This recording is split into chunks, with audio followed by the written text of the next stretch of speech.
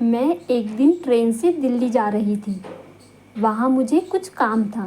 मैंने एक होटल देखा, वहाँ सामान रखा और कार्यक्रम के लिए निकल गई।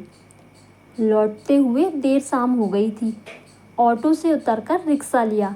याद था कि होटल किसी गली में है, पर गली तक पहुँचते पहुँचते ऐसा लगा मैं किसी गलत रास्ते पर हूँ। ध्यान आया कि हड़बड़ी में होटल का पता लिए बगैर सामान रखकर निकल गई थी। सिर्फ नाम याद था। अब सब तरफ गलियां ही गलियां दिख रही थी। पता नहीं चल रहा था किस जगह पर हूँ। होटल का नाम बताया, पर रिक्शे वाले को भी मालूम नहीं था। मैंने उनसे कहा कि वह मुझे उतार दे कहीं, मैं खुद ही ढूंढ लूँगी। उसे कहाँ कहाँ घुमाती। उसने उतार दिया एक मोड़ पर। मैं अकेले चलने लगी। कुछ देर बाद ऐसा लगा कोई अब पीछे है। मैंने देखा वह रिक्शे वाला गया नहीं था, पीछे पीछे चल रहा था। मैं थोड़ी देर रुकी, वह भी रुका। ओह, अब अजीब लग रहा था। थोड़ी बेचैनी भी हो रही थी। मैं आगे बढ़ने लगी। देखा कुछ दूरी बनाकर वह भी बढ़ रहा है। थोड़ी देर खड़ी रही, देखा वह भी खड़ा है। कुछ सोचने के बाद मैं वापस लौटकर उसके पास गई और पूछा, आप क्या कर रहे हैं? उसने कहा, क्या हुआ? आप पीछे पीछे क्यों आ रहे हैं? रिक्शे वाले ने कहा, इसीलिए आ रहे हैं कि देख रहा हूँ तुम रास्ता भटक गई हो। उसने कहा, इससे आपको क्या, आप जाइए, मैंने कहा।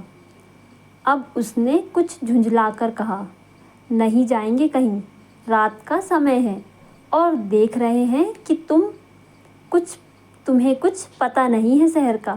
पैसे की बात नहीं है, मैं खड़ा हूँ इधर, तुमको होटल मिल जाए फिर मैं चला जाऊँगा।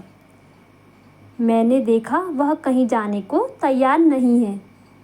उसे छोड़कर मैं आगे बढ़ती रही। जब भी पलटकर देखती वह दूर खड़ा मिलता। खुद पर गुस्सा बहुत आ रहा था। सारा सामान उसी होटल के कमरे में था। बहुत देर बाद एक जगह खड़ी खड़ी सोचने लगी कि क्या करना चाहिए। तभी पलटकर देखा, जहाँ खड़ी थी वहीं वह होटल था जहाँ सुबह सामान रखा था। मैंने चैन की सांस ली। उस आदमी को इशारा किया तो वह पास आया। मैंने पास वाली दुकान से मिठाई खरीदी, उसे दिया और उसका शुक्रिया कहा।